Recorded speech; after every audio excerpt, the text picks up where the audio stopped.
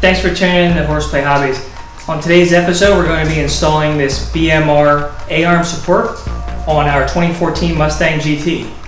The A-arm support brace made by BMR is superb quality. You can look at the welds and just tell that this is a really high-end piece.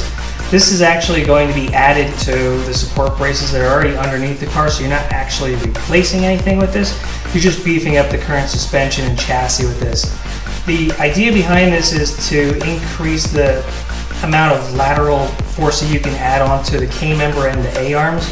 This is really going to help on the street, anybody that does any kind of like road course racing, top speed racing for sure, and drag racing even for that matter. Pretty much on anything where you're going to need to have any kind of weight transfer from the front end to the back end of the cars is going to help, or any kind of weight transfer side to side in cornering. This bar is going to help out. It's a pretty cheap part. It's only about $50 right now. We got ours from American Muscle. It's available from a lot of other different companies, and it should be a pretty easy install, which we're going to cover next. For your tool list, it's going to be pretty simple for this one. You're going to need a 1/2-inch socket wrench, 21mm socket. I used a 12-point. You might be able to use a 6-point. And 1/2-inch drive torque wrench capable of going up to 140 foot-pounds to retorque your bolts. And if you have some sort of electric impact gun or an air impact, will work great also.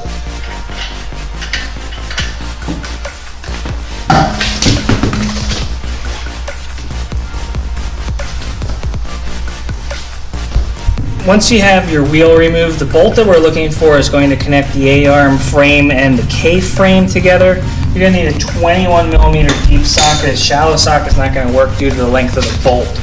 It's a little bit tricky to see. I'm going to put this socket on it, so that might show it a little bit better than what I can explain. Anyways, you're going to take that off, and we're going to repeat the process on the other side once this one's removed. To install this bar, there's a slight curvature towards the bar, so you're going to want to point that away from the oil pan drain plug.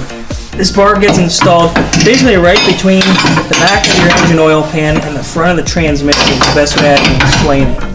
There's only 2 bolts holding it in. We're going to go ahead and get the one side started.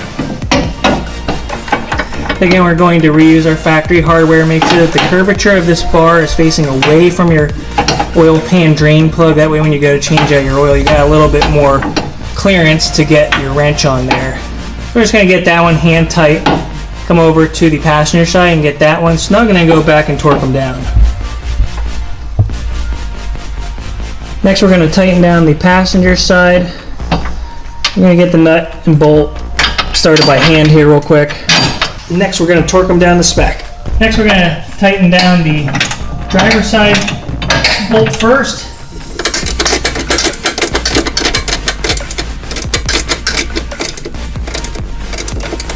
BMR has a torque specification of 140 foot-pounds on this. Switch over to my torque wrench.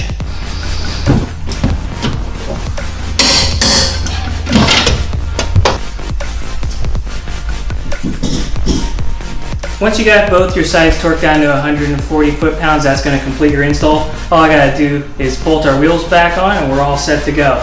As always, thanks for checking out our video. Give us a thumbs up and subscribe. It would really help. Have a good day.